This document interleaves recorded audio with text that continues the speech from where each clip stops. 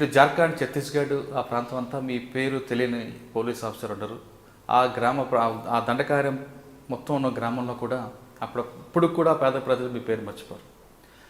ఆదిలాబాద్ జిల్లా నిర్మల్లో పుట్టిన సుధాకర్ గారు ఎందుకు తుపాకీ పట్టి అటువైపు వెళ్లాల్సి వచ్చింది? వెళ్ళిన తర్వాత అక్కడ మీరు దండకార్యంలో మీ ఏ ప్రాంతంలో గీశారు? కింద చిన్న స్థాయిలో వెళ్ళిన సుధాకర్ గారు కేంద్ర కమిటీ సభ్యుడిగా ఎదగడానికి ఎన్ని కష్టాలు పడ్డారు? తిరిగి ఎందుకు బయటకు వచ్చారు? ఇప్పుడు మీరు మిగతా కొంతమంది వాళ్ళకి సెటిల్మెంట్ చేయకుండా ప్రశాంత జీవితం ఎలా కొనసాగిస్తున్నారు అనే విషయాన్ని చెప్పే ముందు ఒకసారి మీ నాన్నగారు, మీ అమ్మగారు, మీ కుటుంబం నేపథ్యం చెప్పండి. మాది సారంగపూర్ గ్రామం అండి. ఇవాళ మండల కేంద్రం అది. అక్కడ నేను పుట్టాను. మా నాన్న పేరు కాశీరామ్, అమ్మ పేరు దేవుబాయ్. అక్కడ మామూలు పేద కుటుంబంలోనే నేను పుట్టాను. అక్కడ స్కూల్ చదువుకుంటూ చిన్న కిరాణా షాప్ కూడా నడిపేవాడిని అండి నేను. తర్వాత హై స్కూల్లో నేను నిర్మల్లో హై స్కూల్ చదవడానికి వచ్చాను. అక్కడ హై స్కూల్లో చదువుకుంటున్నటువంటి క్రమంలోనే రాడికల్ విద్యార్థి యోజన సంఘంకు సంబంధించిన కార్యక్రమాలు చూశాను. అక్కడ వాళ్ళు చేస్తున్నటువంటి కార్యక్రమాల వల్ల ప్రధానంగా అక్కడ బ్లాక్ మార్కెటర్స్, తర్వాత చిన్నపాటి గుండాలు, ఇటువంటి వాళ్ళకు వ్యతిరేకంగా వాళ్ళు చేస్తున్నటువంటి పోరాటం, పేద ప్రజలకు అనుకూలంగా మద్దతుగా చేస్తున్నటువంటి పోరాటాలకు ఆకర్షితున్నాయి. నేను రాడికల్స్ యాక్టివిటీస్లోకి వెళ్ళానండి. అంటే అప్పుడులో నిర్మల్లో అంత తీవ్ర స్థాయిలో ఉండేదా? అవునండి. అప్పుడు 82, 83, 84, 85 వరకు కూడా రాడికల్ విద్యార్థి సంఘం, యోజన సంఘం చాలా యాక్టివ్గా వాళ్ళు యాక్టివ్గా ఉండడానికి కారణం మీరు చెప్తున్నట్లుగా బ్లాక్ మార్కెట్, గూండాలు అంత స్థాయిలో వాళ్ళు పెత్తనం చూపించేవారు. అంటే గూండాలు అంటే స్ట్రీట్ గూండాస్ ఉండేదండి. వాళ్ళు ఒక్కొక్క స్ట్రీట్లలో వాళ్ళ ఆధిపత్యం ఉండేది. పీపుల్ మీద హరాస్మెంట్ చేయడం ఇవన్నీ చేసేది. గుండాయిజం కంటే కూడా బ్లాక్ మార్కెట్ సమస్య కొద్దిగా ఎక్కువనే ఉండేది. వీటికి వ్యతిరేకంగా అక్కడ వర్క్ చేశారు. తర్వాత హిందూ ముస్లిం రైట్స్ అవుతుంటాయి, వాటికి వ్యతిరేకంగా కూడా ముస్లిమ్స్ తరపున, మైనారిటీస్ తరపున రాడికల్స్ నిలబడి అక్కడ దాదాపుగా హిందూ ముస్లిం రైట్స్ జరగకుండా కొద్దిగా చాలానే కృషి చేశారండి. అంటే కమ్యూనల్ రైట్స్ కాకుండా ఎక్కువనే కృషి చేశారు. మైనారిటీస్ తరపున రాడికల్స్ నిలబడి చేయడంతో అక్కడ దాదాపుగా హిందూ ముస్లిం రైట్స్ కూడా దాదాపు తగ్గిపోయినాయండి. ఇదే క్రమంలో అక్కడ జిల్లాలో ఉన్నటువంటి గోండ్స్ పోరాటం కూడా మమ్మల్ని ఆకర్షితం చేసిందండి. ఎందుకంటే గోండ్స్ ప్రధానంగా అక్కడ ఉన్నటువంటి ఆదివాసులుగా ఉన్నటువంటి గోండ్స్కు ఇక్కడ రెవెన్యూ డిపార్ట్మెంట్స్ కావచ్చు, ఫారెస్ట్ డిపార్ట్మెంటు, తర్వాత వడ్డీ వ్యాపారులు పెద్ద ఎత్తున దోచుకునేవాళ్ళు. తర్వాత పక్కన ఉన్నటువంటి మహారాష్ట్ర నుంచి వచ్చినటువంటి మరాఠీస్ కూడా వాళ్ళ భూములు లాక్కోవడం, వాళ్ళని అక్కడి నుంచి గెంటేయడము, వీటికి వ్యతిరేకంగా అక్కడ ప్రజలు పోరాటం చేశారు. ఇదే క్రమంలో ఇంద్రవెల్లిలో కాల్పులు కూడా జరిగి చాలామంది ఆదివాసులు చనిపోవడము, ఇవన్నీ కూడా అంటే పేద ప్రజల పక్షాన ఉండాలి. మేము కూడా వాస్తవంగా వర్గరీత్యా పేద వర్గం నుంచి వచ్చినాము. పేద ప్రజల పక్షాన నిలబడాలనుకున్నప్పుడు ఇది ఒక మంచి సంస్థగా పనిచేస్తుంది అనేటువంటి దాంతో మేము ఆకర్షితులమై అటువైపు వెళ్ళి స్టూడెంట్గా నేను 2 years నిర్మల్ టౌన్లో పనిచేశాను.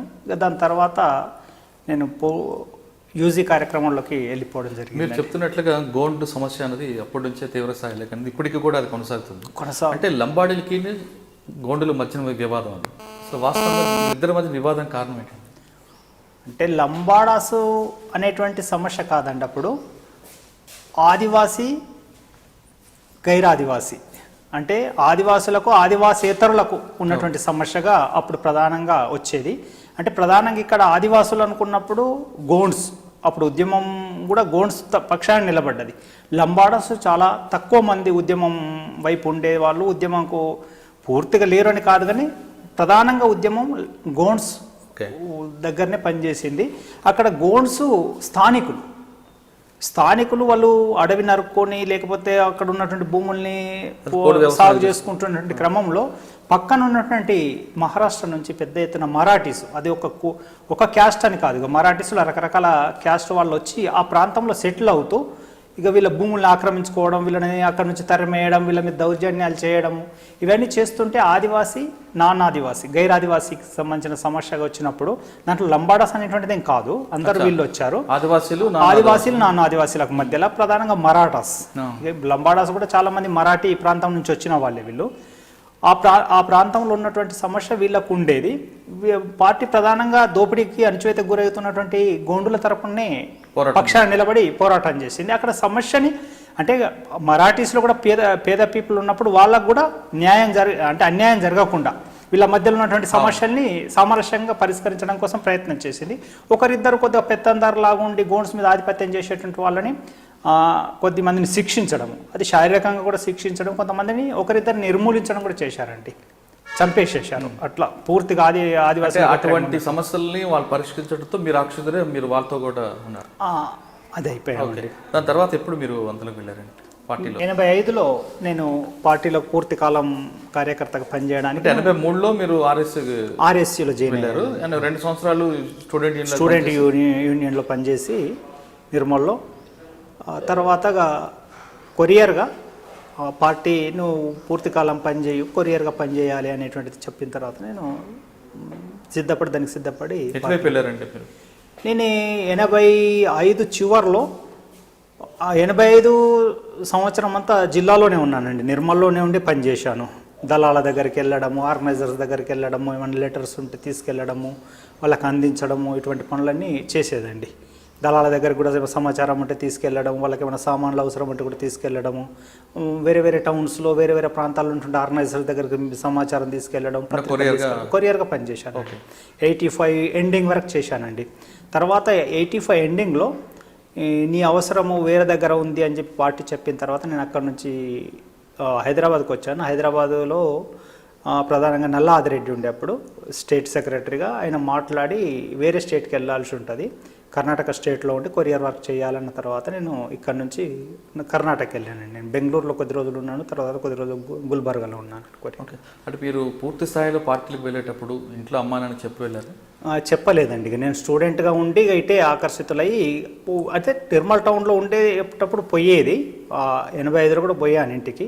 అయితే ఇక వాళ్ళకు కూడా అర్థమైంది నేను ఈ యాక్టివిటీస్లో ఉన్నా అని చెప్పి. వాళ్ళు కూడా మాట్లాడినారు, అరే ఇంటిని వదిలిపెట్టుకోవడం ఎట్లా అది అని. అంటే అది నేను తప్పుడు పని ఏం చేయట్లేదు, నేను ప్రజల కోసమే పని చేస్తున్నా. అంటే ప్రజల కోసం ఇంటి దగ్గర ఉండి పని చేయు, మన కుటుంబం గురించి కూడా ఆలోచించు, నువ్వు ప్రజల కోసం పని చేయు, కానీ కుటుంబాన్ని మొత్తం వదిలిపెట్టిపోతే కుటుంబం కొద్దిగా అనాథ అవుతుంది కదా అది అని మాట్లాడితే, లేదుగా నేను ప్రజలందరి కోసం నేను పని చేయాలనుకున్నా, ఒక కుటుంబం కోసం నేను పని చేయడం కోసం ఆలోచించలేదు అని చెప్పి నేను చెప్పాను. ఇంటి దగ్గర ఎంతమంది అండి? మేము నలుగురు, అంటే మొత్తం 5గురం అండి. నేనే పెద్దవాడిని ఇంట్లో, 2 తమ్ముళ్ళు 2 చెల్లెండ్లు ఉన్నారు. పెద్ద కొడుకుగా బాధ్యత నిర్వహించాల్సిన మీరు ప్రజల సమస్యల కోసం అడుగుబాటు పడుతున్నారు అంటే దీనికంటే ఉన్నతమైనటువంటి బాధ్యతగా అది గుర్తించానండి. నేను సమాజం కోసం చేయడమే ఉన్నతమైనటువంటి బాధ్యత గుర్తించి కుటుంబాన్ని నేను ఆ రోజు కాదనుకుని వెళ్ళారు. ఓకే. కర్ణాటక నుంచి గుల్బర్గా వచ్చారు మీరు? అవును. గుల్బర్గాలో నేను గుల్బర్గాలోనే అరెస్ట్ అయ్యానండి. ఇక్కడ హైదరాబాద్లో అప్పుడు చాలామంది ఆదిరెడ్డితో సహా చాలామంది అరెస్ట్ అయ్యారు.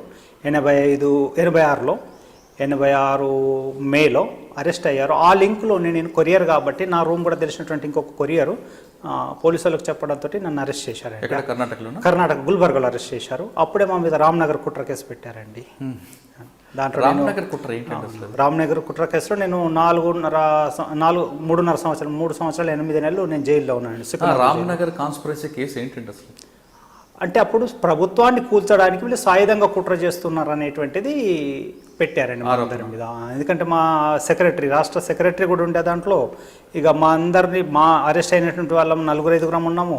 ఇంకా కొద్దిమంది వాళ్ళని బయట పనిచేసేటువంటి మేధావులు, వాళ్ళు వరవరరావు, గద్దర్, ఇటువంటి వాళ్ళని కూడా పెట్టేసి ఇక మాకు అప్పుడు అంత తెలియదు. కానీ ఇదంతా ఒక కాన్స్పిరసీ, ప్రభుత్వాన్ని కూల్చడం కోసం వీళ్ళు సాయుధంగా కుట్ర చేస్తున్నారు అనేటువంటి ఒక కేసు పెట్టి, అంటే రామ్నగర్ ఏరియాలో ఉండి చేస్తున్నారు, ఇదంతా చేస్తున్నారు. ఎందుకంటే అప్పుడు వీళ్ళు రామ్నగర్లోనే దొరికారు, ఆదిరెడ్డి వీళ్ళందరూ రామ్నగర్ కుట్ర కేసు పేరుతో అప్పుడు ఫేమస్ అయిందండి. ఆ కేసులో 4 సంవత్సరాలు 4 సంవత్సరాలు జైల్లో ఉన్నానండి నేను. జైలు నుంచి బయటకు వచ్చాక నేను జైలు నుంచి మీరు జైల్లో ఉన్నప్పుడు అమ్మా నాన్న వచ్చారు మీకు? నాన్న వచ్చేవాడు అండి, మధ్యలో వచ్చి ఇంటికి రమ్మని చెప్పి అడిగేవాడు. అయితే నేను జైల్లోనే ఉన్నాను అని అంటే, నిన్ను ఇడిచిపెడతాము, నువ్వు పార్టీకి సంబంధించినటువంటి రాజీనామా పత్రం రాసి ఇవ్వాలంటే నేను రాసి ఇవ్వనండి. నేను పార్టీలోకి పోయింది నేను పార్టీకి రాజీనామా చేయడం కోసం కాదు, కానీ పార్టీలోనే ఉంటాను, నేను బెయిల్ వచ్చిన రోజు నేను బయటకు వస్తాను అని చెప్పిన. అట్లా వచ్చిపోయేవాడు మధ్యలో 1 నెల 2 నెలలు 3 నెలలకు ఒకసారి జైలుకి వచ్చి ఇంటర్వ్యూ చేసి వెళ్ళిపోయాడు. జైలు నుంచి బెయిల్ మీద బయటకు వచ్చిన తర్వాత ఎవరిని కలిసారు? నేను జైలు నుంచి బయటకు వచ్చిన తర్వాత వెంటనే మేము అంటే బయటకు వచ్చేటువంటి విషయం ముందే తెలిసింది. మా కేసులో వరవరరావు వీళ్ళు ఉండి వాళ్ళు కూడా వచ్చారండి. బయటకు వచ్చి మమ్మల్ని జైలు గేట్ దగ్గర స్వాగతం పలికి మాట్లాడి తీసుకెళ్ళారండి. తర్వాత ఇంటికి వెళ్ళకుండా మీరు ఇక్కడికి నేను ఇంటికి వెళ్ళాను. తర్వాత ఇక్కడ నుంచి రిలీజ్ అయిన తర్వాత వెంటనే ఇంటికి వెళ్ళిపోయాను. ఇంటికి వెళ్ళి అక్కడ ఇంటి దగ్గర ఉన్నాను నేను. అంటే మీరు 4 సంవత్సరాల తర్వాత ఇంటికి వచ్చినప్పుడు అమ్మ చూసి ఏమన్నారు? అమ్మ ఇక అందరూ చాలా సంతోషపడ్డారు. గ్రామస్తులు కూడా పెద్ద ఎత్తున వచ్చారు నన్ను కలవడానికి. ఇక చిన్ననాటి మిత్రులు కావచ్చు వాళ్ళందరూ కూడా పెద్ద ఎత్తున వచ్చారు, కలిశారు. అందరూ కూడా రావడం మంచిది అనేటువంటిది కోరుకున్నారు వాళ్ళు. నెక్స్ట్ ఏంటిది అట్లా వాళ్ళు ఏం అడగలేదు. అప్పుడు తర్వాత ఏంటంటే మేము రిలీజ్ అయింది కూడా 89 చివర్లో డిసెంబర్ లాస్ట్ డే మేము 90లో. అప్పుడు చెన్నారెడ్డి గవర్నమెంట్ ఫామ్ అయిందండి. అప్పుడు లీగల్ అవకాశాలు పెద్ద ఎత్తున ఇచ్చిండ్రు.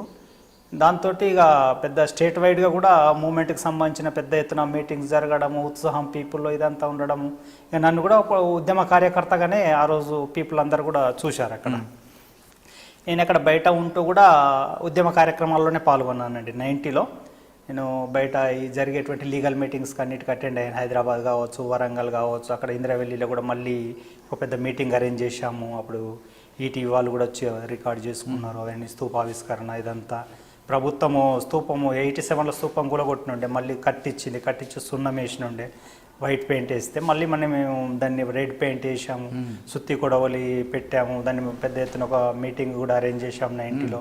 నిర్మల్లో కూడా ఒక అక్కడ చనిపోయినటువంటి వాళ్ళ పేరు మీద ఒక స్తూపము కట్టాము. ఇప్పటికి ఉంది, అది హైవే పక్కకు ఒక స్తూపం ఉంది.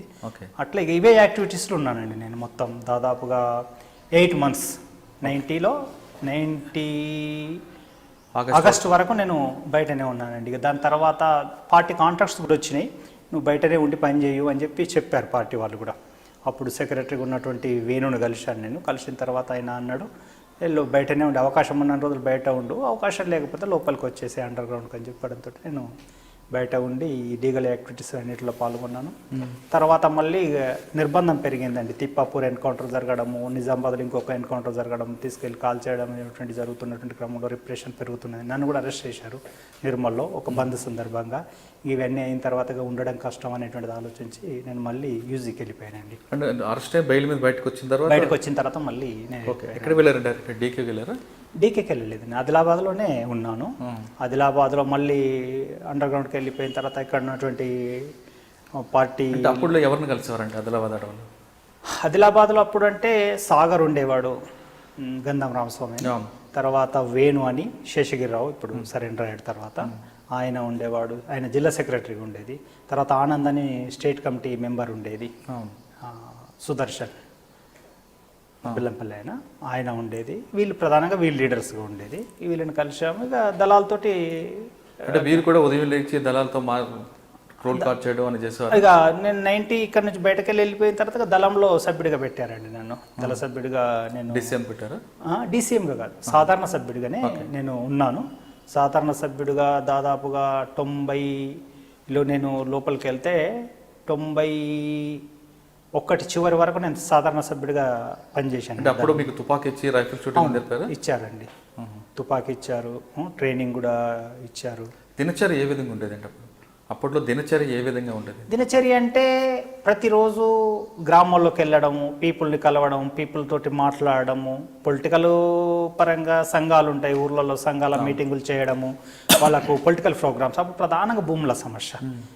అంటే ఇప్పుడు ట్రైబల్ ప్రాంతాలు ఉన్న దగ్గరనేమో అటవీ భూములకు సంబంధించినటువంటి ఇవి అడవులను కొట్టి నరుక్కొని భూములు చేసుకోవడం, వాటిని సెటిల్ చేయడం సరైన పద్ధతుల్లో అందరినీ సమానంగా పంచుకొని ఎట్లా ఉండాలి ఏంటిది అనేటువంటిది.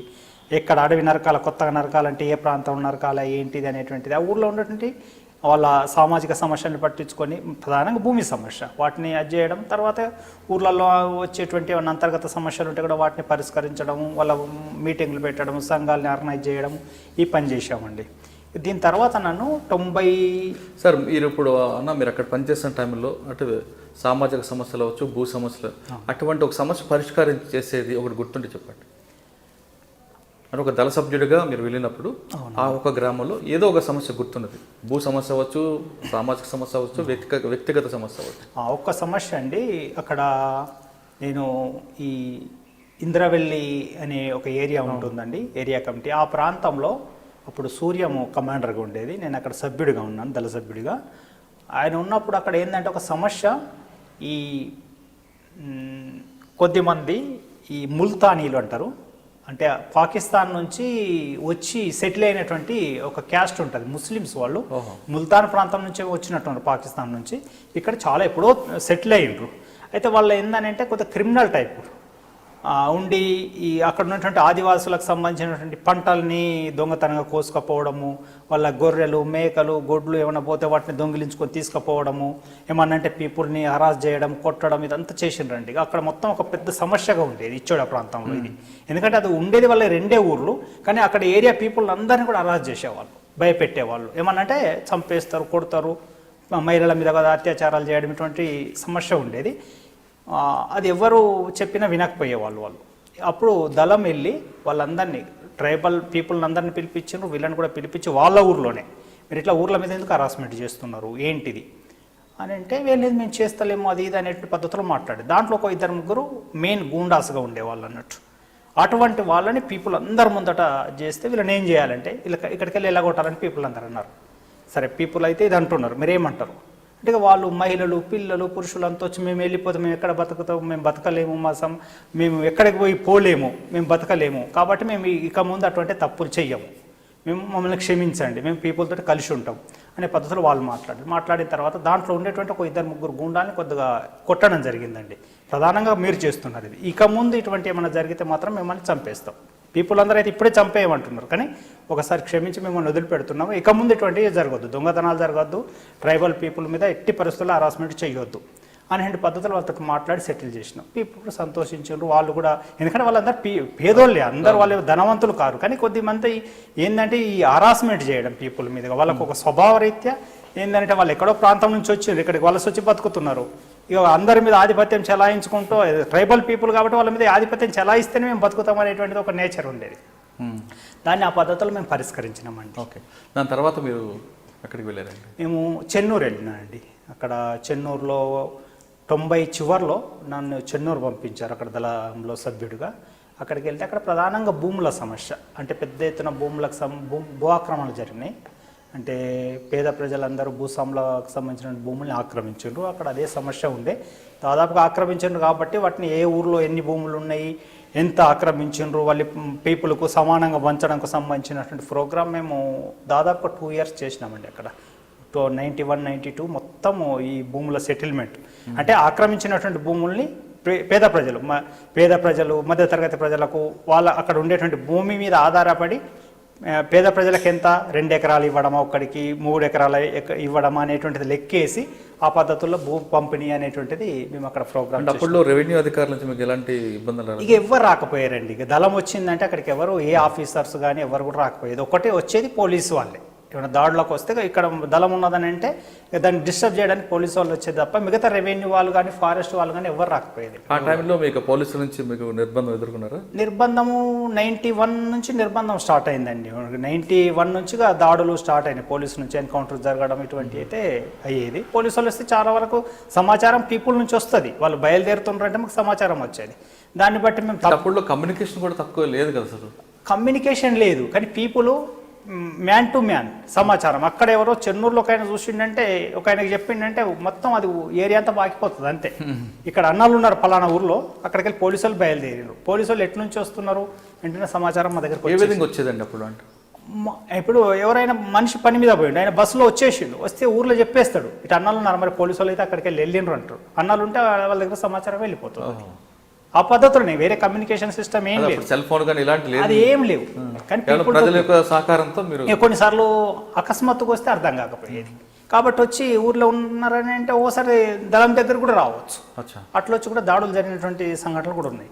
చాలాసార్లు అయితే ఎక్కువ సార్లు 90% ఎప్పుడు ముందే సమాచారం దళానికి తెలిసేది, పోలీసు వాళ్ళకి సంబంధించింది, వాళ్ళు వస్తున్నారు వచ్చిండ్రు అనేటువంటిది. మీరు ఎప్పుడు డీసీఎంగా అయ్యారు? మరి నేను డీసీఎంగా అయింది 94 అండి. 94 ఎక్కడ ఏ ప్రాంతం కండి? నేను చెన్నూరు ప్రాంతంలో ఉన్నప్పుడే నన్ను డీసీఎం బాధ్యుడిగా ఇచ్చారండి. చెన్నూరులోనే నేను 95 వరకు చెన్నూరు సిరిపూర్కు సంబంధించిన ఫస్ట్ చెన్నూరు బాధ్యుడిగా ఉన్న తర్వాత చెన్నూరు సిరిపూర్కు సంబంధించిన బాధ్యుడిగా నేను డీసీఎంగా పనిచేశానండి. మీరు దానికి డీసీఎం అయిన తర్వాత ఇంకా ఎలాంటి సమస్యలు అప్పుడు ఉండేవి, దాన్ని ఎలా పరిష్కరించుకొచ్చారు? పీపుల్కి సంబంధించిన సమస్యలు ప్రధానంగా ఇవే. ఇప్పుడు తర్వాత నిర్బంధం పెరిగిన తర్వాత భూములు మళ్ళా పీపుల్ ఆక్రమించుకున్నటువంటి భూములు కూడా సాగు చేయకుండా పోలీసులు క్యాంపులు వేయడము, పీపుల్ని అరెస్ట్ చేయడము, జైల్లోకి తీసుకెళ్ళడము, కేసులు పెట్టడం ఇవన్నీ జరుగుతున్నాయండి. అప్పుడు మేము పీపుల్ తోటి మాట్లాడడము, భూములను అయితే వదిలిపెట్టవద్దు, ఇక నిర్బంధం ఇవాళ పోలీసు వాళ్ళు వచ్చి కొడుతున్నారు, ఈరోజు పోకండి. కానీ నెక్స్ట్ ఒకవేళ భూస్వాములు వచ్చి సాగు చేస్తే అంటే భూములు ఎట్టి పరిస్థితుల్లో వాళ్ళకి పంట చెక్కొద్దు, పంట మనమే వాళ్ళ స్వాధీనం చేసుకోవాలి. కొన్నిసార్లు పంట ఉన్న రోజే పోలీసు వాళ్ళు వచ్చి కోతలు గోయించే వాళ్ళు ఉన్నప్పుడు కూడా, ఇక అప్పుడు ఏం చేయలేరు. అట్లా పీపుల్ని మోటివేట్ చేయడం, వాళ్ళు అరెస్ట్ అయితే వాళ్ళని రిలీజ్ చేయించడము, కోర్టులకు కుటుంబాన్ని పంపించడము, ఈ పద్ధతులలో ఈ ప్రోగ్రామ్ చేసేవాళ్ళం. కొంతమంది అప్పట్లో యువకులు మీరు చెప్తున్నట్లుగా పార్టీ చేస్తున్న సిద్ధాంతాలకి, పార్టీ ఐడియాలజీకి ఆకర్షణలు కొంతమంది వచ్చేవారు. మరి కొంతమంది పోలీసుల వేధింపులు, పోలీసులు పెట్టిన అక్రమ కేసుల వల్లే పార్టీ వైపు మొగ్గు చూపారనేది వాస్తవం అంటారు? అంటే ఒక మేరకు అవుతుందండి, ఎందుకంటే ఇప్పుడు బయట ఉండలేము, హరాస్మెంట్ జరుగుతుంది, మేము అరెస్ట్ అవుతాము, దెబ్బల భయానికి కూడా. ఇక అటపోతే ఏం మేము దెబ్బలు తింటాం, కేసుల ఫాలో అవుతాం కాబట్టి మేము వచ్చేస్తాం. అయితే అట్లా తక్కువ అండి. ఎక్కువ మంది అయితే పార్టీ సిద్ధాంతాలతో ఆకర్షితులు అవ్వడము, రావడం అనేటువంటిది. కొద్దిమంది అట్లా కూడా వచ్చిన వాళ్ళు ఉంటారు, పూర్తిగా సిద్ధాంతంతో కాకుండా అక్కడ హరాస్మెంట్, రేపు అటు పోతే మళ్ళీ ఏమవుతుందో ఏందో అనేటువంటి భయానికి గురై కూడా కొద్దిమంది వచ్చినటువంటి ఉన్నాయి ఘటనలు. తర్వాత మీరు ఎటు వెళ్ళారండి? డీసీఎం తర్వాత ఏం చేశారు? డీసీఎం తర్వాత నేను 97 వరకు నేను డీసీఎంగానే ఉన్నానండి. 1995 తర్వాత నాకు 3 ఏరియాల బాధ్యత కూడా ఇచ్చారండి. ఫస్ట్ నేను సిరిపూర్ చెన్నూరు బాధ్యుడిగా ఉన్నాను, తర్వాత మంగి బాధ్యత కూడా ఇచ్చారు. ఆ 3 ఏరియాలకు సంబంధించినటువంటి ఒక సబ్ డివిజనల్ కమిటీ అనేది ఉండేది, దాని సెక్రటరీగా కూడా నేను. మంగి దళం కూడా చేశారా? మంగి దళంకు సంబంధించిన ఇన్ఛార్జ్గా నేను. అంటే అక్కడ శేషు ఉండేది, చనిపోయాడు, శంకర్ అని ఆయన ఉండేది. ఆయన ముగ్గురుతో ఒక కమిటీ ఉండేది, ఆ కమిటీలో ఆయన కూడా ఒక సభ్యుడిగా ఉండేది. ఎందుకంటే బెల్లంపల్లి ఆ ప్రాంతంలో మంగి దళం చాలా యాక్టివ్గా ఉండేది. బెల్లంపల్లి ప్రాంతంలో మంగి దళం ఉండేది, ఒకవైపు నుంచి చెన్నూరు దళం ఉండేది, వెనక వైపు నుంచి చెన్నూరు, ముందు వైపు నుంచి మంగి దళం ఉండేదండి. 2 వైపుల నుంచి వాళ్ళ యాక్టివిటీస్. మీరు మంగి దళం, చెన్నూరు, ఆ 3 దళాలకి మెంబర్గా ఉన్నప్పుడు మీరు చేసిన యాక్టివిటీస్ ఏమన్నా బయటకు వచ్చిన తర్వాత? యాక్టివిటీస్ అంటే పోలీసులపై దాడులు అవ్వచ్చు, లేదంటే వేరేగా పోలీసుల పైన దాడులు అని అంటే కొన్ని మేము ప్లాన్ చేసినామండి. దాడులు పోలీసులకు సంబంధించింది ఒకటి, ఇప్పుడు కాగజ్ నగర్లో కూడా ఒక పోలీసు క్యాంపు మీద దాడి కోసం డిఎస్పీ ఆఫీస్ మీద ఒక దాడి చేశారండి. అప్పుడు దాంట్లో ఎవరు చనిపోలే కానీ ఒకటి దాడి చేసినాము.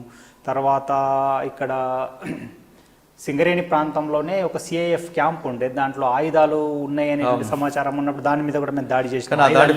ఆయుధాలు ఫెయిల్ అయింది. తర్వాత ఒకటి అటు మహారాష్ట్ర బార్డర్లో ఉన్నటువంటి ఒక క్యాంప్ మీద కూడా దాడి చేసినాం, దాంట్లో కూడా ఫెయిల్ అయినాయి. అటువంటి కొన్ని దాడులు చేసినామండి, మేము ప్లాన్ చేసినాం. అంటే దాడులకు ముందే రెక్కి వేస్తారా? లేదు, రెక్కి చేస్తామండి దాడులకు ముందు. మరి సిఎస్ఎఫ్ సంబంధించిన మొత్తం ఆయుధాలన్నీ అక్కడ ఉన్నాయి అని తెలిసిన తర్వాత మీరు వాళ్ళు ఆ ఇన్ఫర్మేషన్ ఎలా లీక్ అయింది, ఎందుకు ఫెయిల్ అయిందా? ఇక అది మాకు అర్థం కాలే, కానీ ఏదో సోర్సెస్ ద్వారా వాళ్ళకు కూడా అర్థమైనట్టుంది. అట్లా కూడా కావచ్చు, లేదనుకుంటే కొన్ని క్యాంపులకి వెళ్ళి అప్పుడే పోలీసులు ఆయుధాలను తరలించేటువంటి ప్రోగ్రాం పెట్టుకున్నారు. కొన్ని క్యాంప్స్ అడవికి అందుబాటులో ఉన్నటువంటి అంత రక్షణ లేదనుకున్న దగ్గర చాలా స్టేషన్స్లోకి వెళ్ళి ఆయుధాలు తీసేసిండ్రు. అప్పుడు అది మాకు సమాచారం అది ఉండదు, ఎందుకంటే వాళ్ళు సీక్రెట్గా తరలిస్తారు కాబట్టి ఉన్నాయా లేవో తెలియదు. ఎందుకంటే అందులో ఆయుధాలు లేవనంటే ఈజీగా క్యాంపును తీసేస్తాం కాబట్టి ఆయుధాలు అనేటువంటి ఒకటి అది కల్పించి, వాతావరణం కల్పించి అట్లా ఉంచుతుంటారు. అక్కడ దాడులు జరిగినాయి కాబట్టి చాలా క్యాంపులకి వెళ్ళి ఆయుధాలు తీసేసారు సీక్రెట్గా కూడా. మీరు చెప్తున్నట్లుగా సిఎస్ఎఫ్ మీద దాడికి మీకు ఇబ్బంది లేకపోతే ఎలాగ చేసామని చెప్పగలరా? ఆ దాడి ఏ విధంగా చేసాం, మీకు ఇబ్బంది లేకపోతేనే? అంటే ఈ దాడి ఏమున్నదండి, ఎక్కడ ఏదైనా కూడా దాడిలో ఒకటి ఏం చేస్తారని అంటే ప్రధానంగా దాంట్లో వీక్ పాయింట్స్ ఎక్కడ ఉన్నాయి, లోపలికి ఎంటర్ కావడానికి. ప్రధానంగా చంపడం అని కాదు ఎవరిని, అక్కడ ఆయుధాల కోసం పోతున్నాం అనుకున్నప్పుడు ఆయుధాలు తీసుకురావడానికి ఎక్కడ వీక్ పాయింట్స్ ఉన్నాయి లోపలికి ఎంటర్ కావడానికి. ఇక ఎక్కడైనా అడ్డం అవుతుంది అనుకున్నప్పుడు దాన్ని ఛేదించడము, మిగతా ఈజీగా వెళ్ళిపోయి తీసుకొచ్చుకోవడం. ప్రధానంగా అదే సాధ్యమైనంత వరకు వాళ్ళని బంధించడము, లేదనుకుంటే టార్గెట్ చేయకుండా ఉండడానికే ప్రయత్నం చేస్తారు. ఒకరిద్దరు టార్గెట్ చేయాల్సి వస్తే చేసేసి లోపలికి ఎంటర్ ఆయుధాలు తీసుకొచ్చుకోవడం, ఇవే మార్గాల్ని. ఎంట్రీ మీరు చూసుకుంటున్నారు, ఎగ్జిట్ ఏ విధంగా చూస్తారు? చూస్తామండి. ఇప్పుడు ఎంటర్ అయ్యేటువంటిది ఎట్లా, ఎంటర్ అయిన తర్వాత ఎగ్జిట్ కావడానికి అంత సమస్య ఉండదండి, ఎందుకంటే అది మొత్తం ఆక్రమించుకుంటాం కాబట్టి దాన్ని వెళ్ళడానికి సంబంధించిన అన్ని ఏర్పాట్లు చేసుకుంటాం, ఎట్లా వెళ్ళొచ్చు. అక్కడ ఏముంటే గోడని ఎట్లా చేయవచ్చు, లేకపోతే ఫెన్సింగ్ ఉంటే ఎట్లా కట్ చేసుకొని వెళ్ళిపోవచ్చు, అవన్నీ ప్లాన్ చేస్తాం. దాని తర్వాత ఎక్కడికి వచ్చారండి? ఈ 3 దళాల తర్వాత మంగీ దళం ఉంది. తర్వాత నేను మీరు 97 వరకు అక్కడే ఉన్నట్టు. 97 వరకు ఇదే ప్రాంతంలో ఉన్నాను. నేను 97 అక్టోబర్లో జిల్లా కార్యదర్శిగా బాధ్యతలు తీసుకున్నాను, డీసీ సెక్రటరీగా. ఓకే, ఇక్కడ ఆదిలాబాద్ జిల్లా కమిటీ కార్యదర్శిగా నేను బాధ్యతలు తీసుకొని దాదాపుగా ఒక 1.5 year అట్లా పనిచేసినానండి జిల్లా కార్యదర్శి. జిల్లా అంతా తిరుగుతూ, అప్పుడే నేను జిల్లా కార్యదర్శి అయిన తర్వాత కొద్ది రోజులకు నేను ఒక ఇంటర్వ్యూ కూడా ఇచ్చినానండి.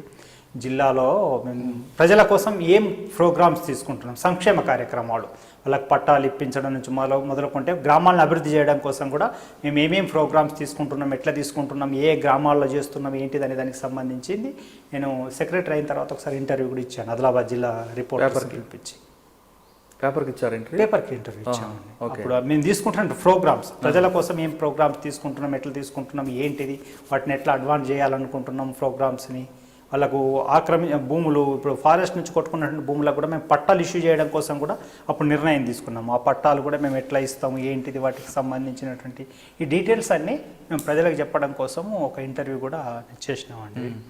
దాని తర్వాత నేను సెక్రటరీగా ఉంటూ ఒక జిల్లాని అంత సమన్వయం చేస్తూ జిల్లాలో తిరగడం ఇదంతా కూడా చేశానండి. తర్వాత కొద్ది రోజులకే దాదాపు 1.5 yearకే నన్ను రాష్ట్ర కమిటీలోకి తీసుకున్నారండి. 1919లో స్టార్టింగ్లోనే నేను స్టేట్ కమిటీ డీసీగా ఉన్న టైంలో మీ మీద దాడులు జరగడం కానీ అటువంటి జరిగాయా పోలీసుల వైపు నుంచి? దాడులు ఎప్పుడైనా జరుగుతాయండి. దళ సభ్యుల నుంచి మొదలుకుంటే ఏ స్థాయిలోకి పోయినా మేము, ఎందుకంటే డీసీకి వచ్చేసరికి మీ మీద టార్గెట్ ఎక్కువ అవుతుంది కదా. అవుతుంది. అట్లా నన్ను టార్గెట్ ప్రత్యేకంగా చేసింది అనేటువంటిది ఏం లేదు, కానీ నేను దాడులకు చాలాసార్లు గురయ్యామండి. ఎన్నిసార్లు తప్పించుకున్నారండి? అట్లా లెక్క అయితే లేదండి. ఒకటి గుర్తున్నది చెప్పండి. ఎన్నో ఉన్నాయండి, అందులో పెద్దగా అదేం కాదు. దాడి జరిగినప్పుడు మేము చాలాసార్లు తప్పుకునే ఉంటాను. బాగా గుర్తుండిపోయింది, ఈ దాడి నుంచి తప్పించుకున్నాం అని బాగా గుర్తుండిపోయింది. ఒకటి 91లో నేను ఫస్ట్గా చెన్నూరుకు పోయిన తర్వాత అన్నారం అనేటువంటి విలేజ్ దగ్గర ఒక దాడి జరిగిందండి. ఆ దాడి మేము అడవిలో ఉన్నాము, మాతోటి సంఘాల వాళ్ళు చాలామంది వచ్చి ఉన్నారు, దాదాపుగా 4-5 విలేజెస్కి సంబంధించిన సంఘాల వాళ్ళు ఉన్నారు. మేము అడవిలో ఉన్నాము, పోలీసు వాళ్ళు రాత్రికి వచ్చి అక్కడ ఉన్నారు, మాకు అది కూడా సమాచారం ఉన్నది. మేము అయినా అక్కడే ఉన్నాము, వాళ్ళు ఊర్లో ఉన్నారు, మేము అడవిలో ఉన్నాము, ఇదంతా సమాచారం ఎప్పటికప్పుడు మాకు వస్తున్నది. అయితే వాళ్ళు వచ్చిండ్రు.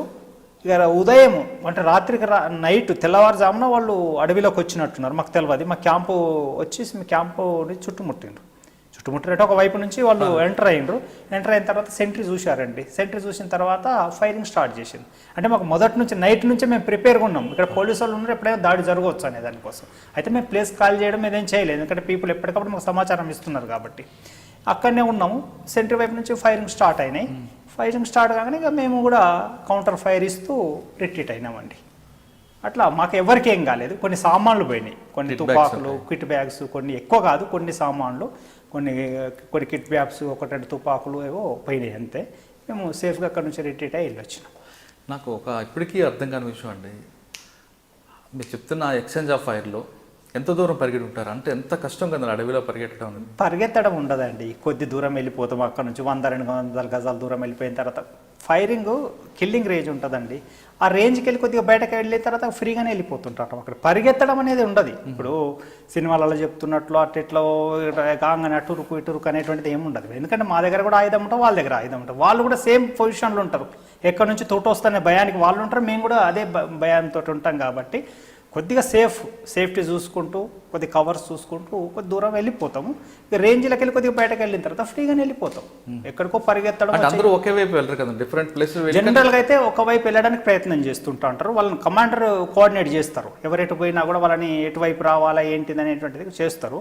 అంటే కొన్నిసార్లు ఎవరైనా తప్పిపోయేటట్టు వెళ్ళిపోయినా కూడా మళ్ళీ వచ్చి కలుసుకుంటూ ఉంటారు. దాదాపుగా చాలా తక్కువ అండి అనుభవం ఉన్నటువంటి వాళ్ళు అటు ఇటు చెల్లా చెదరై పారిపోవడం అవి ఉండయి. ఒకవైపు ఎవరెటు పోతున్నారు ఏంటిది అనేటువంటిది ఉంటుంది. ఏమన్నా అక్కడ ఆగేటప్పుడు కూడా అనుకుంటారు, ఏమన్నా అయితే ఎటు నుంచి వెళ్ళాలి, ఎటు నుంచి దాడి జరిగితే ఎటు పోవాలి అనేటువంటిది ఒక ఐడియా ఉంటుంది అందరికీ. టోపోగ్రఫీ మీకు తెలుసు కాబట్టి మీరు తెలుసు కాబట్టి అందరు ఎటు. కొన్నిసార్లు ఎక్స్చేంజ్ ఆఫ్ ఫైర్లో పోలీసులు ఎన్కౌంటర్లో చనిపోయారని చూపిస్తుంటారు, అది నిజమేనంటారా?